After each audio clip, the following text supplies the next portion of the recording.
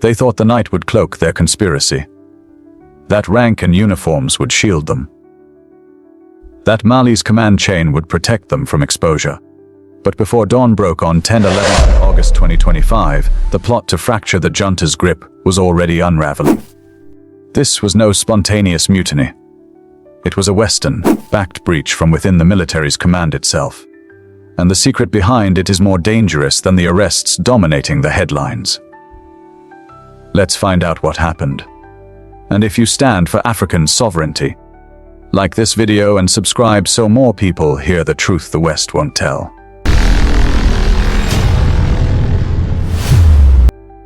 In the course of that weekend, more than 30 soldiers and military officials were detained, according to multiple security sources. Among them were at least 2 generals, including the former Mopti governor, General Abbas Dembele.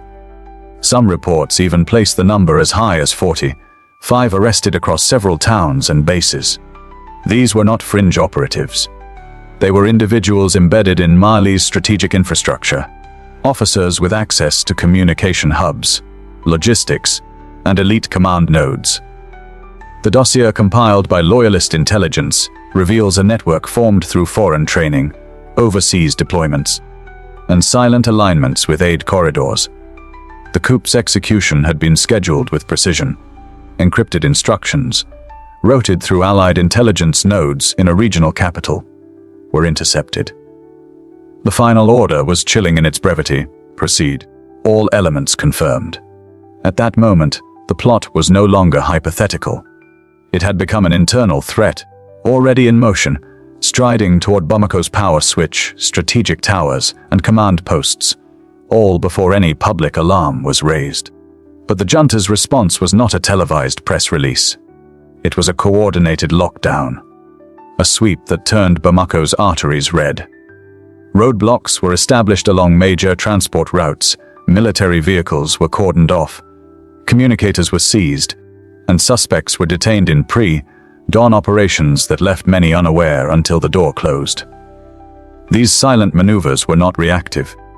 They were the product of long preparation, observing the patterns in which dependency became vulnerability, and waiting for the moment to cut the network's limbs quietly, cleanly, without a public spectacle.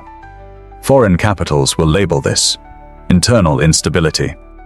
We call it what it is: a foreign, directed attempt to undermine Malian sovereignty, thwarted by disciplined patience and disciplined action.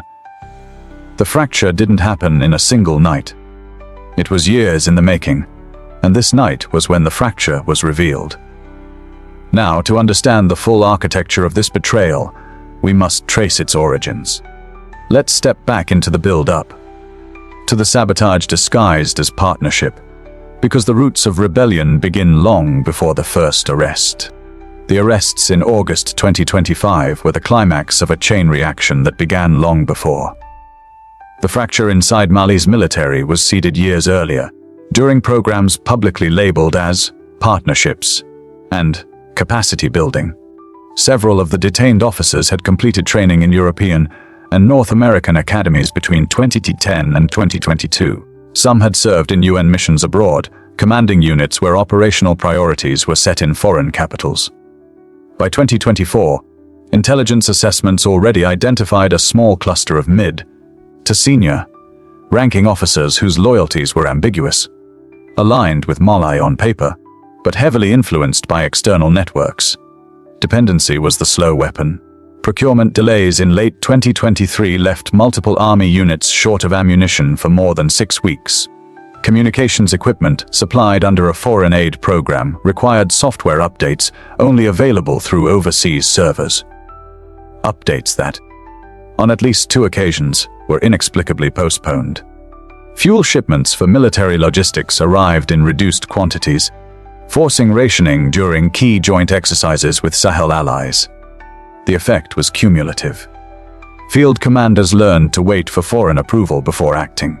Intelligence sharing between certain Western, trained officers and their home command began to slow, sometimes by days, eroding operational tempo. In early 2025, as Mali deepened defense agreements with Burkina Faso and Niger, these delays took on a sharper edge. Foreign-linked NGOs increased their activity in strategic towns, offering medical and infrastructure aid, but also mapping local administrative and security structures. By June 2025, internal security reports warned of coordinated observation patterns around Bamako's key communication towers and fuel depots. The public felt the strain in daily life. In March 2025, diesel prices rose by more than 20% in a single week, following logistics disruptions cited by suppliers tied to foreign partners. Medical supply deliveries to public hospitals in Ségou and Mopti slowed by 40% over 2 months. Market prices for basic grains jumped by as much as 15% in July, even as certain well-connected importers maintained steady stock. To the public, this was hardship. To the junta, it was preparation for destabilization, softening morale before a decisive strike. In late July 2025, loyalist intelligence began discreetly mapping suspected networks within the armed forces. Encrypted back channels were established between trusted units. Alternate supply routes were tested to bypass compromised depots. Youth cadres trained in basic surveillance began monitoring movements near sensitive installations. By the first week of August, the foreign-backed network believed the capital was ready for disruption. But what they mistook for complacency was a deliberate decision to let them think the path was clear. The net was already closing. That's when silence ended, and preparation became execution. The night of 10th, 11th and August 2025 was not chaos, it was precision. By the time most of Bamako was asleep, the junta had already shifted from quiet monitoring to active containment. The first phase began just after Euro 2000 local time. Intelligence logs show the arrest of 2 senior officers within the first 20 minutes of the operation. Both had unrestricted access to high-level communications and were suspected of coordinating the coup's timing. Simultaneously, 3 primary road junctions feeding into the capital's central district were locked down by loyalist units. These roadblocks were fully operational in under 40 minutes from the initial detention order.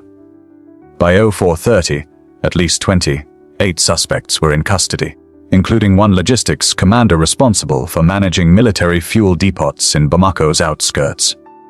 Alongside the arrests, security forces seized 14 encrypted military radios, 12 laptops equipped with foreign-supplied anonymization software, 2 military fuel carriers, each with the capacity to sustain an armored column for several days, 7 vehicles, some outfitted with concealed weapon compartments. The second phase was about cutting the network's reach. Loyalist cyber units disabled key access points in the military's internal comms system to prevent unauthorized orders from circulating. Power was maintained to all essential installations, but data routing was shifted to backup channels under direct loyalist control. By dawn, the third phase was underway, financial interdiction. Within 48 hours, approximately 2.1 billion CFA francs in suspected coup financing was frozen. These funds had been moved in small transfers through local business accounts over a 2-month period, a method designed to avoid automated banking alerts. The money was earmarked for paying mercenaries, securing safe houses, and financing post-coup propaganda. The tempo of the operation was deliberate. No live footage was released. No press conferences interrupted the sweep. Silence denied the plotters an opportunity to spin events or rally hidden supporters. By controlling the narrative gap, the junta ensured that by the time the public learned of the coup attempt, it was already over. What made this counterblow decisive was its layered nature. It didn't just remove key personnel. It dismantled the infrastructure, communications, logistics, funding, that could have allowed a second wave. Every arrest was tied to a function: fuel, comms, transport, intelligence. No single point of failure was left to chance. In counterinsurgency doctrine, this is known as network denial. You don't simply break the chain. You remove every link until nothing remains to rebuild. The result was a capital that never tipped into open conflict. Markets opened the following day. Public transport resumed. The chain of command remained intact from top to bottom. But this was not just a military success. It was a proof of concept. that an African state could identify, isolate, and neutralize a foreign, backed internal threat in real time. Without outside assistance, none of this happened by chance. The response was the culmination of months of quiet preparation, layered contingency plans, and discipline under pressure. And it proved something the plotters were never meant to learn. Mali was no longer a country that could be taken overnight. But this victory also raised an urgent question. If the capital could be secured so quickly, what would happen when the threat shifted beyond its borders? A night of arrests and roadblocks doesn't happen in a vacuum. Behind every rapid deployment, every synchronized interception, there is a lattice of systems, training, and people who have been preparing long before anyone saw a threat. The coup's failure in August 2025 was as much about this invisible infrastructure as it was about the soldiers who carried out the orders. At the center was Mali's restructured command network.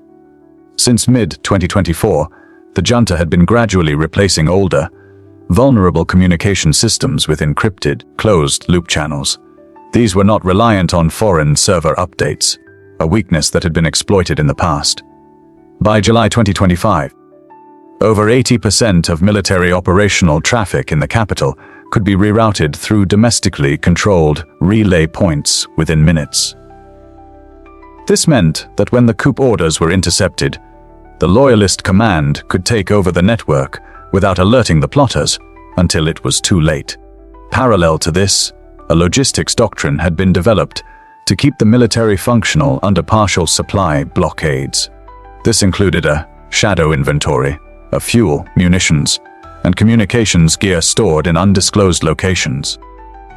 2 of these reserves were activated on the night of the coup, allowing rapid deployment even as suspected depots were being placed under guard. The reserves had been stocked steadily for months. Each shipment split into civilian, marked loads to avoid attracting attention. Equally critical was the intelligence web woven at street level. A trained cadre of civilian informants, market traders, transport operators, and municipal workers had been discreetly reporting on unusual patterns near strategic installations since early 2025. It was one such report in late July, noting repeated nighttime visits by unfamiliar vehicles to a Bamako comms tower that helped confirm the network's timetable. Technical capabilities had also been expanded quietly. A small cyber defense cell, trained with the assistance of Sahel allies, maintained constant watch over traffic in and out of the military's secure intranet. On the night of the coup, this unit rerouted data from compromised terminals to a closed archive, preserving evidence while preventing hostile actors from issuing further instructions. Training schools played their part too. In April 2025, the National Officer Academy had introduced a counter-coup curriculum, using simulations based on previous African regime change attempts. Officers learned not just how to repel attacks, but how to identify the telltale signs of a pending move. Unexplained personnel transfers, sudden procurement of specialized equipment, shifts in encrypted traffic volume. Perhaps the most understated piece of infrastructure was psychological. Over the past year, the junta had worked to reduce the aura of invincibility surrounding foreign intervention. State media highlighted instances where African militaries had resisted or recovered from destabilization, building public confidence in local capacity. This was not propaganda for its own sake. It meant that, on the morning after the coup failed, the public reaction was calm rather than panicked, robbing the plotters of the chaos they needed. Every cable buried, every training drill run in the heat of the afternoon, every cache stocked in a nondescript warehouse was a form of resistance. And together, they formed a shield that did not merely absorb the blow, it redirected it. But when systems hold, narratives fracture. And in the days after the coup's failure, it wasn't just Mali's enemies who took notice. Allies and rivals alike began recalculating their positions, and the regional balance began to shift.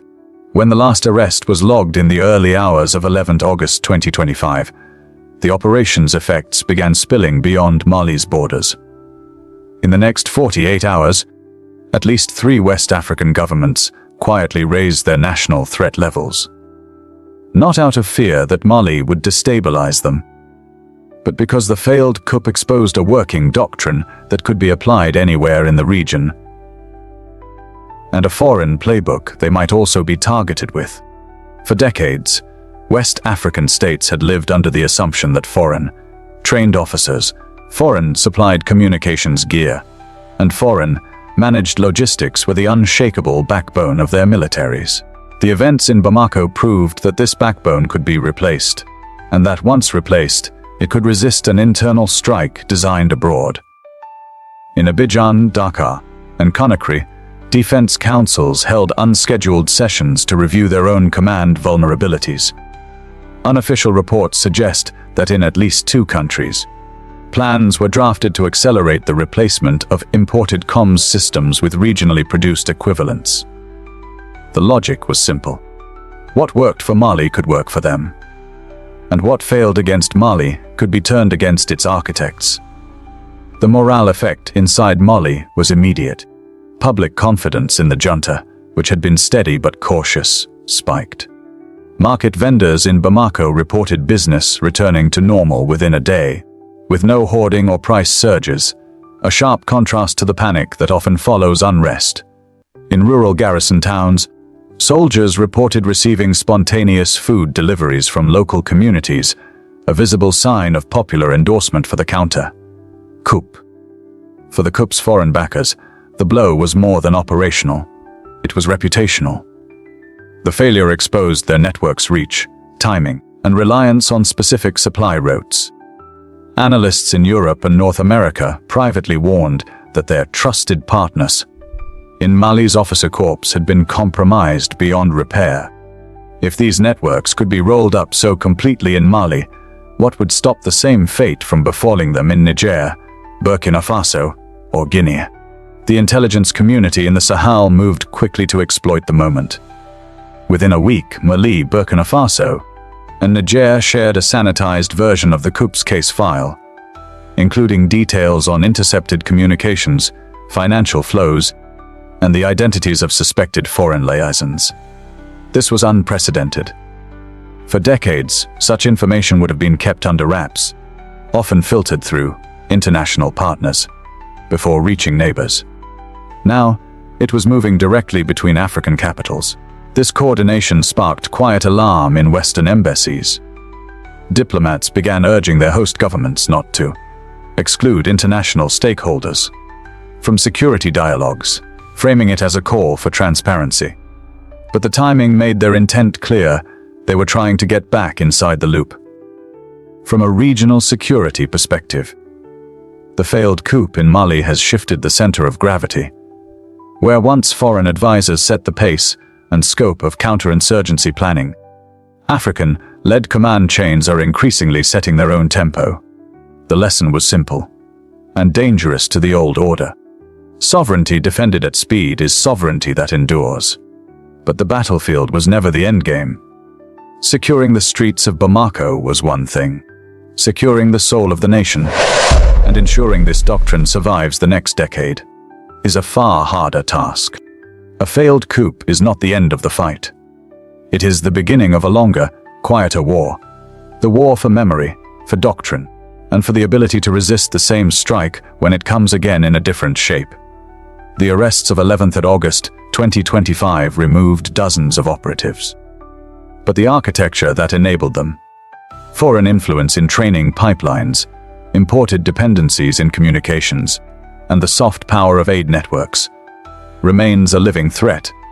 Neutralizing that threat requires more than vigilance. It requires institutionalizing the lessons of this victory. The first step is memory sovereignty.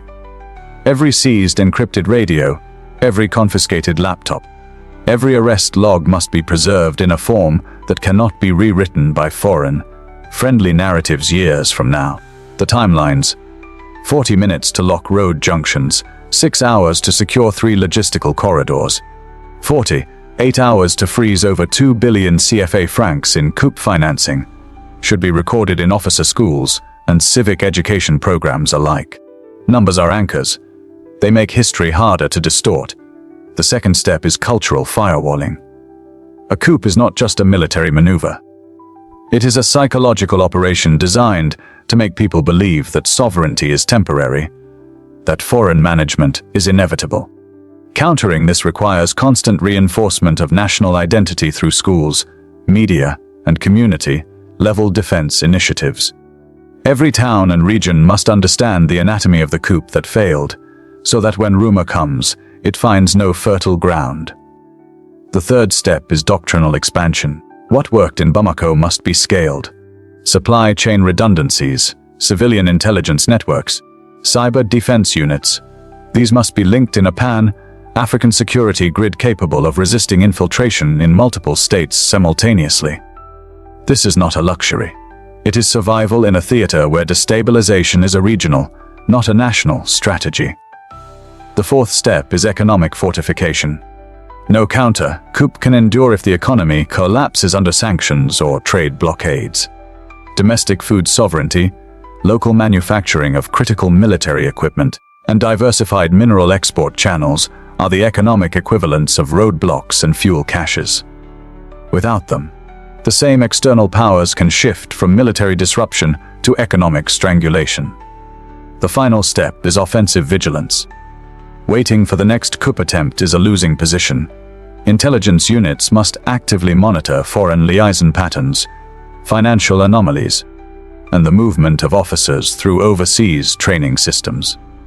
Those who cultivate instability should know that their network will be documented and dismantled before it ever reaches the staging phase. For the people, this is not about cheering one night of arrests. It is about committing to a posture that treats sovereignty as an active verb. Victory is not the final bullet. It is the long reload. Comment what this doctrine would look like in your country. Do you believe tactical victories can shift the continent? Subscribe, because this is doctrine, not drama. Share this so others see that African sovereignty can be defended without permission. History didn't end on the 11th of August 2025. We are writing the next maneuver together. We are not asking to survive. We are now trained to save ourselves.